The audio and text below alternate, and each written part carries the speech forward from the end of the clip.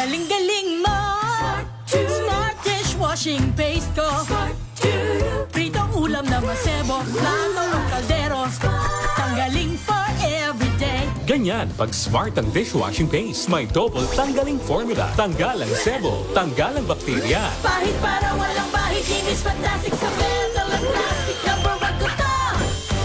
Tanggaling-galing mo. Smart dishwashing paste. ACS. Sa lahat ng bagay, simula pa lang, siguraduhing max protection na. Kasi pag kulang ang proteksyon, baka madaling masira. Sa ngipin, dapat may max protection din. Max sa halaga ng unique toothpaste. With Max Protect formula, help stop cavities before they start, while keeping breath fresh. Try unique maximum fluoride protection. Para max alaga, max protektado. ACS. Wow, ang saya.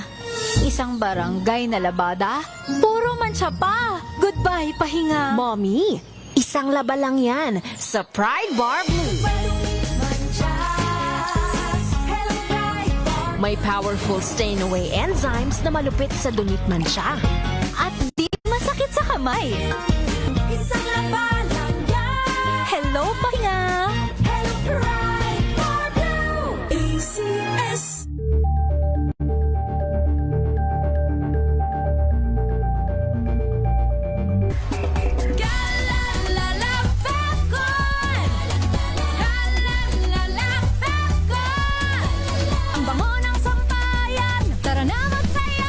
Calefacton, amoy nakaka-joyful.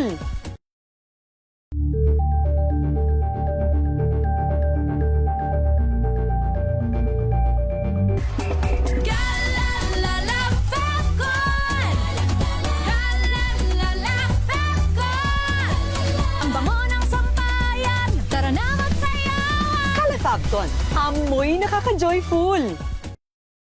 Tinesting, sinuri, siniyasan. Ang resulta?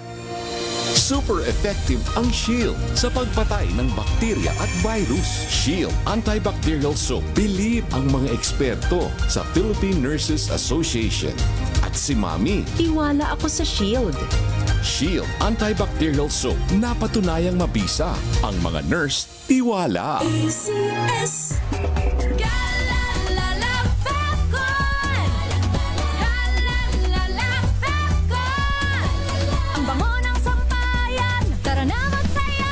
Calefacton, amoy nakaka-joyful.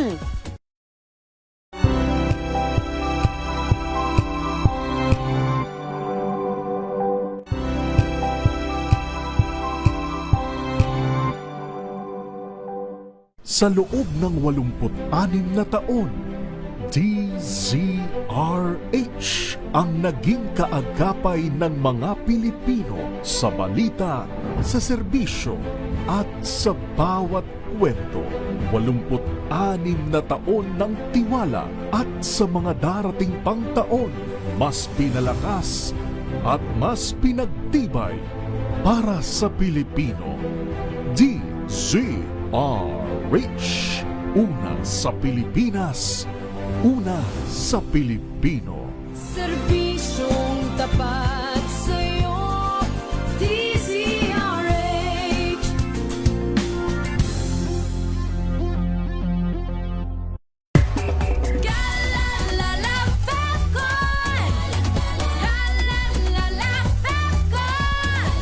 Ang bango ng sampayan, tara na magsayawan. Calefacton, amoy nakaka-joyful.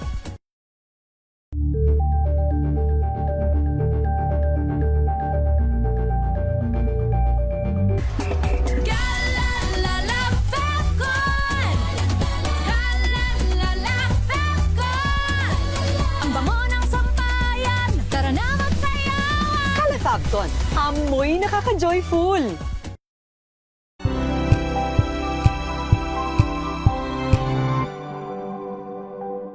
Tumunog na ang gandingan para sa kalikasan. Ang itinanghal bilang Best AM Radio Program Host ay si Cesar Chavez para sa special on Saturday, DZRH.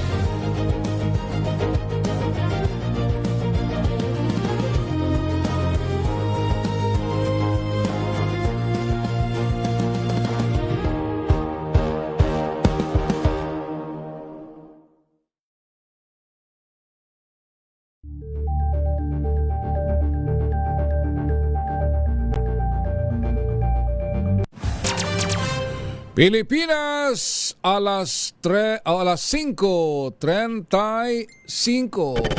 Tamang balita at talakayan sa Tambayan.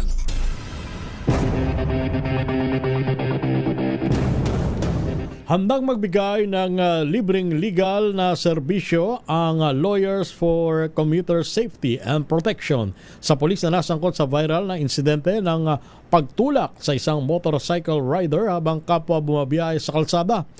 Ayon kay LCSP founder at President Attorney Ariel Inton Jr., napanood nila ang isang video na nagpapakita sa kabuuan ng pangyayari bago ang pagtulak ng pulis sa rider. Sabi ni Inton sa naturang video, makikitang hinabol ng complainant na rider ang pulis at kinukulit kahit sinubukan na nitong umiwas sa konfrontasyon. Maririnig pa sa video ang rider na nagbabanta habang binibidyo ang pulis, habang sinabi ni Inton na kapansin-pansin din ang matapang at pila walang galang na paraan ng kanyang pakikipag-usap. Bunso dito handa ang LCSP na tulungan ng pulis, bagamat aminado rin sila na may pananagutan nito sa batas. Ayon sa LSCP, nakanda ang kanilang mga abogado na akuin ng depensa ng pulis at magbigay ng libreng representasyong legal kung kinakailangan. Yan, ang LCSP po, ang lawyers ng LCSP ay available po magbigay ng libreng servisyo legal sa kanya kung kakailanganin niya. Dahil dito nakita namin dito sa insidenteng to na tila yatang hindi iginalang ang kanyang uniforming bilang pulis, no, sa pananalita at sa ginawa ng rider leading to that incident. May mga reports ang ating mga kasamaan dahil ilang lugar daw sa Caloocan at Malabon binaha matapos ang isang oras na ulan. Edwin Duque sa detalye ng balitang yan, Edwin. Good morning, Kuya Ramon. Isang oras, matapos yung isang oras na ulan na nag-umpisa kanina alas 3 ng madaling araw, ay nag-iwan ng malawak na baha itong ulan. Pero dito sa may bahagi ng Rizal Avenue, ang 10th Avenue at ilang bahagi ng 11th Avenue, ay medyo humupa-hupa na. Pero meron pang tubig itong kaban ng Rizal Avenue mula sa 10th hanggang sa harap minusumo ng Grand Central. Habang naman sa may bahagi ng Katmon ay lampas gutter dik pridyog tubig baha maging itong Governor Pascual Avenue. Ang MS Del Pilar sa may Silo hanggang Tatawid maging itong ilang halos 70% ng bahagi ng Panghulo Malabon at ang Panghulo Road papunta ng Ubandon na borde naman ng Valenzuela. Sa ngayon ay medyo paambon-ambon na lamang yung ulan, pero kapag magtutuloy-tuloy pa ito ay hindi naman ganong kabilis yung paghupa ng tubig, maaaring maka-apekto doon sa mga motor riders o mababang mga sasakyan na dumaan sa mga lugar nating binanggit. Hanggang ngayon ay patuloy pa rin binaha. RH23, Edwin Duque nagulat sa DZRH, una sa Pilipinas, una sa Pilipino. Maraming salamat, Edwin Duque. Samantala, labas tayo ng Metro Manila.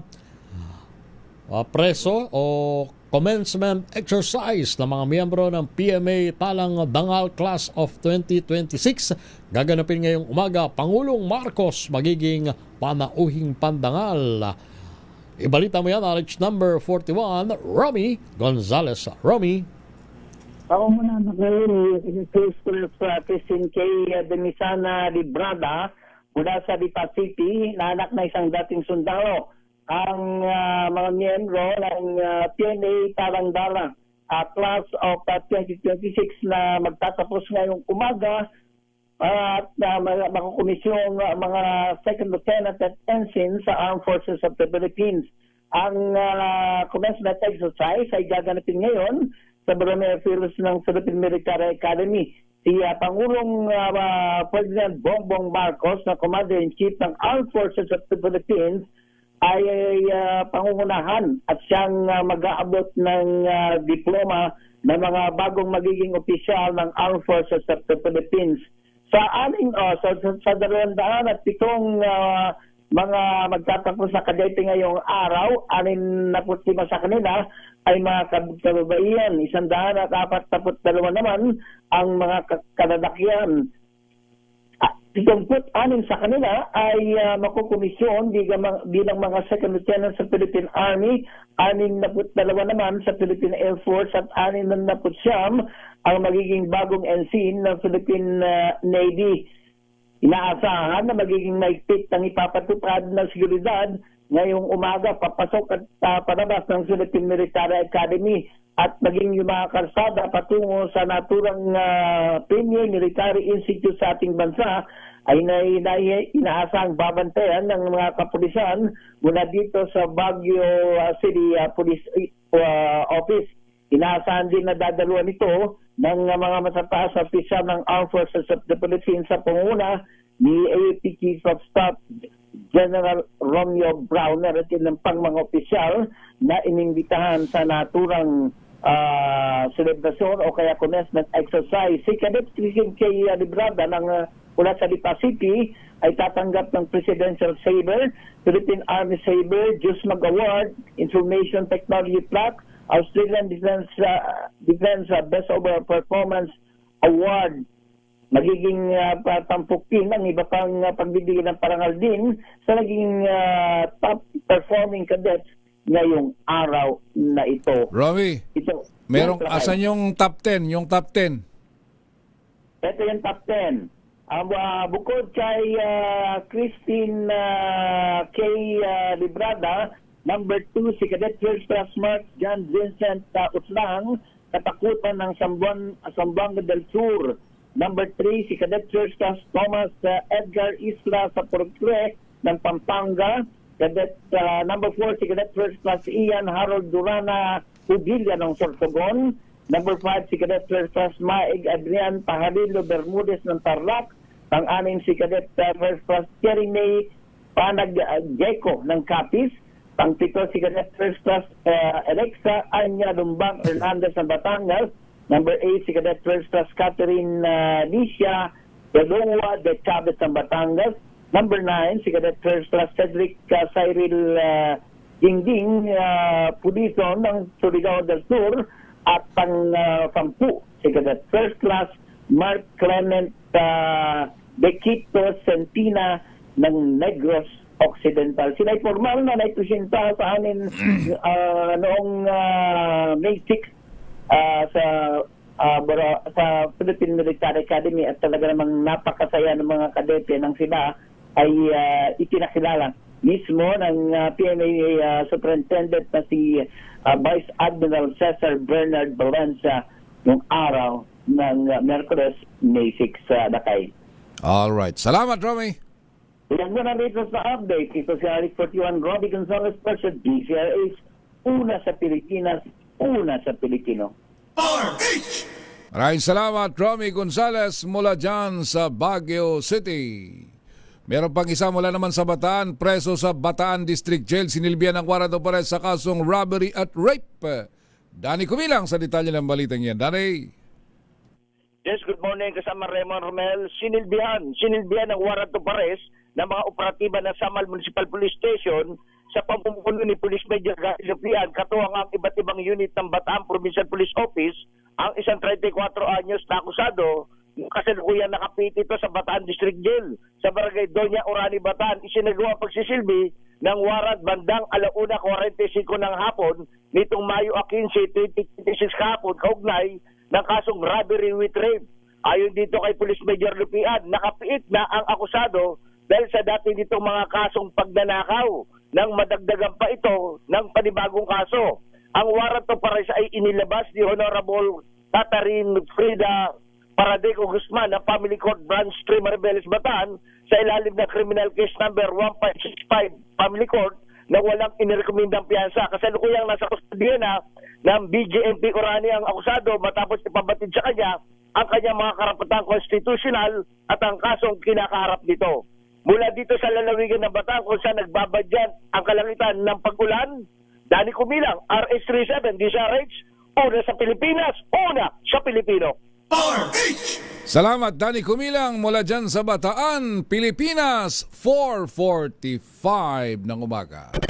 Tamang balita at talakayan sa Tambayan.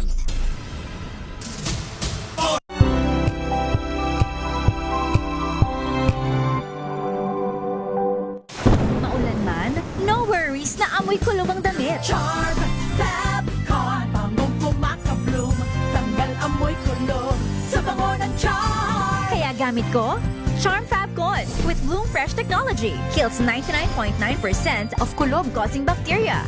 May aroma burst pa of thousands of flowers and berries. Ang sampay sa loob, no amoy kulob. Bangong kumakabloom sa charm. Charm Fabcon. ACS.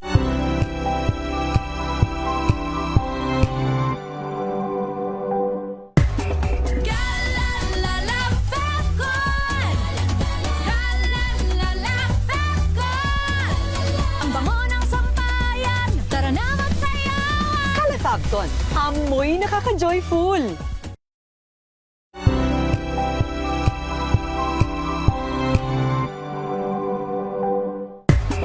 Galalala Fabcon.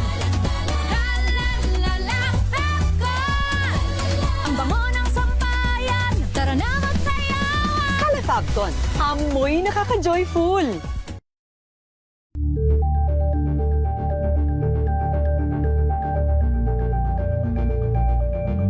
Hello, Washi! Laundry day na naman! Yay! Anong meron? Mancha ng chocolate, putik, may libag pa. Kaya natin yan! With Pride Washing Machine Detergent, may triple stain-away formula. Tanggal ang makapit, madikit, at malupit na dumit mancha. Kaya easy-easy ang labada. Mula noon hanggang ngayon. All you need is pride. All you need is pride. ACS.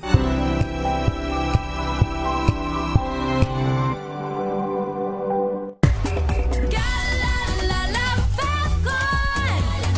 Galalala Fabcon.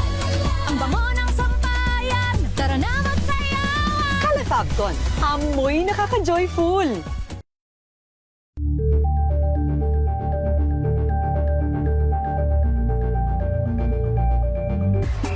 Galalala Fabcon. Galalala Fabcon. Ang bango ng sampayan, tara na magsayawan. Kalafabcon, amoy nakaka-joyful.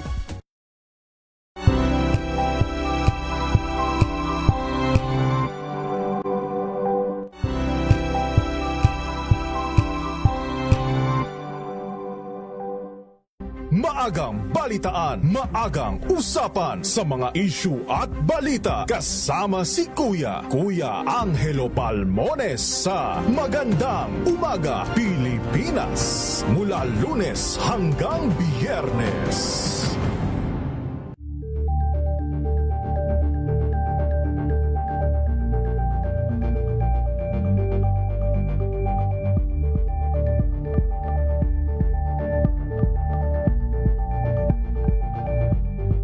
We've got you covered. From the hottest hits, exclusive interviews, kilig to the bones fan meet experience, and hataw performances of your favorite stars. Saturdays, 12 noon, dito lang sa DZRH TV.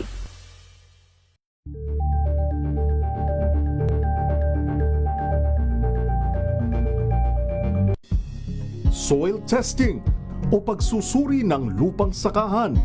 Bakit nga ba importante para sa ating mga magsasaka? Pilipinas, ang oras 5:50 ng umaga. Tamang balita at talakayan sa Tambayan. Patuloy ang investigasyon upang matukoy ng mga pulis ang pagkakakilanlan ng 5 individual na may-ari ng mga kalansay na nahukay mula sa isang lugar sa barangay Dinimbayan, Maging sa Lanao del Sur. Natuklasan ng mga labi matapos iulat ng mga residente na may mga butong lumilitaw mula sa lupa kasunod ng malalakas na pagulan sa lugar noong nakalipas na linggo.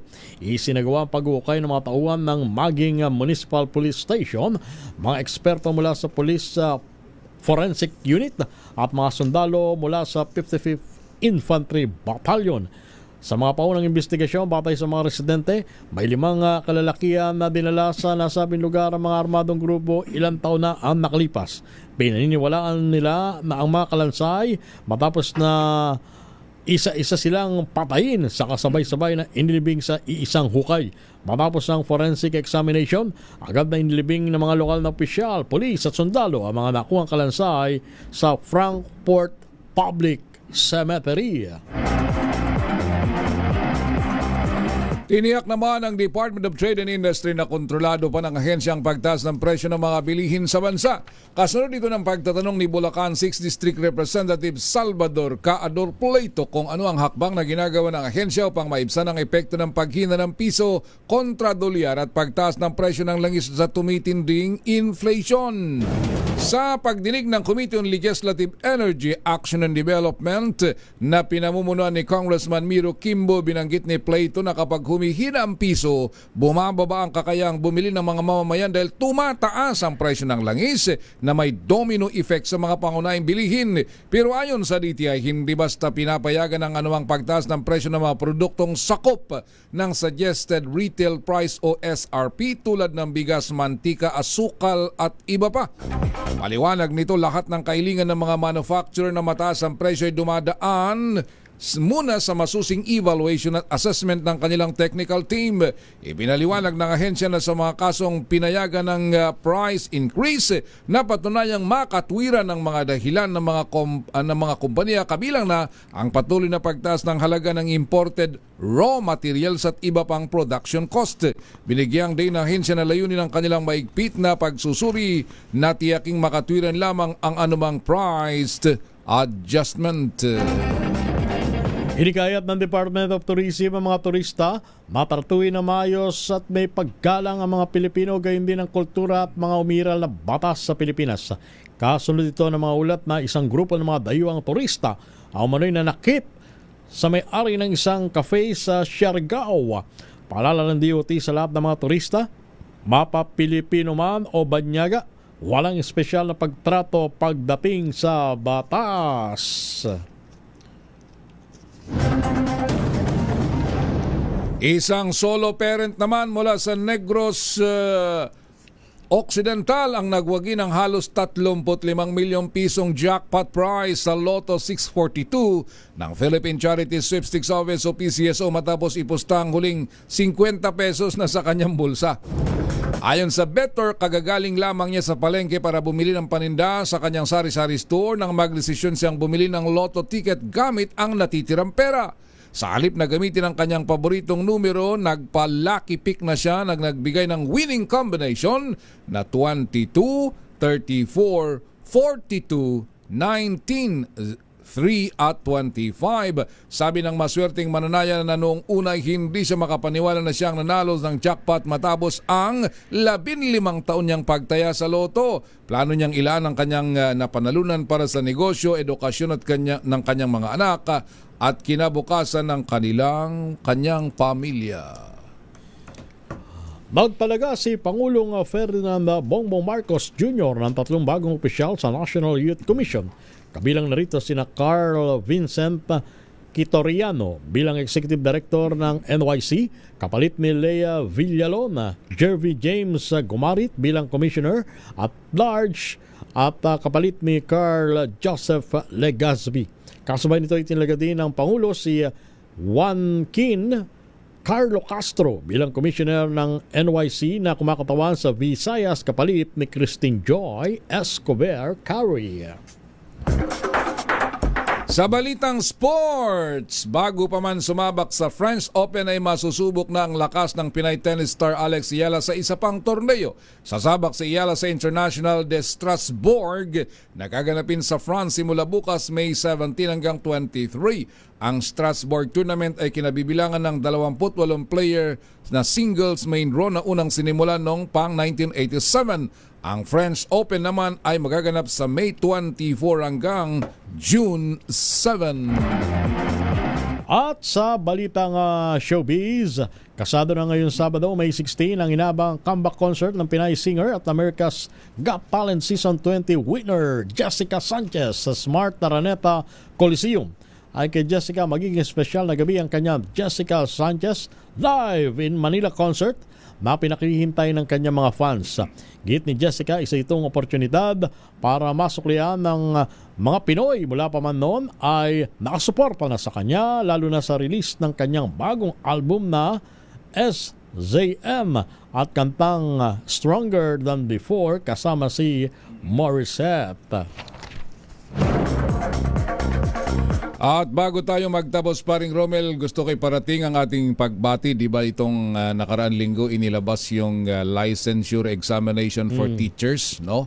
Karamihan yung mga nasa top 10 ay magaling sa probinsya. Gusto kong batiin na yung top 8 dito sa Let Passer na si Mark Budkaeng Lugang number 8 siya. Ito ay produkto, paring Romel, ng Ilocos Sur Polytechnic College Cervantes Campus. Ayan. Number 8. Congratulations!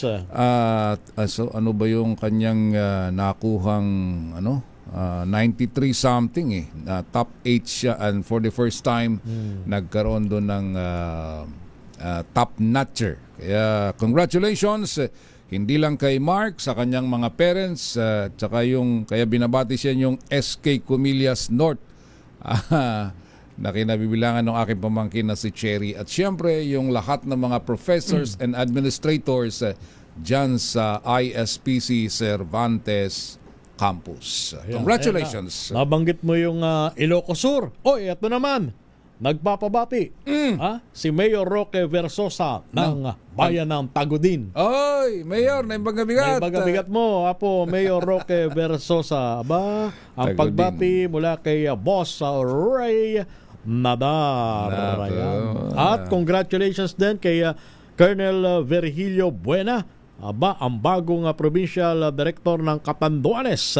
At magandang umaga din kina Governor Patrick Azanza ng Catanduanes at sa kanyang Chief of Staff na si Attorney Ramil Tamayo. Ang pagbati ay mula din kay Councilor Lawrence Pesigan ng Talisay, Batangas. Speaking of bagong provincial director, binabati din natin ang magandang umaga si Police Colonel Dionisio Bonoy ng ang PD Provincial Director ng Lalawigan ng Benguet. Binabati ka ni Police Executive Master Sergeant Giovanni Atienza ng PSPG. Yan. At muli, paring Raymond, ang ating taus-pusong pakikiramay sa mga naulila ng ating kasamang si Boy Gonzales. Ang kanyang libing ay bukas na, paring Raymond. Ang kanyang mga labi ay nakahimlay pa rin dyan sa Funeraria Dulce, dyan sa Abad Santos sa lungsod ng Maynila. Muli, ang atin hong pakikiramay sa mga pamilya ni Kuya Boy Gonzales. At yan ang kabuuan ng ating balitaan ngayong umaga ho ng Sabado. Wala ka ng pagbati dyan, ha? Hindi. Yung muntik ko na makalimutan si Strawberry Lopez. Ay hindi nakakalimutan ni Francis Cuaco yan. Good morning, Hot. Yan ang kabuuan ng ating balitaan. Ako Jose Raymond Dadpaas. At ito ang inyong lingkod, si Romel Fuertes. Para sa DCRH, una sa Pilipinas. Una sa Pilipino. 1 minuto bago mag-alas 6 ng umaga. Tamang balita at talakayan sa Tambayan.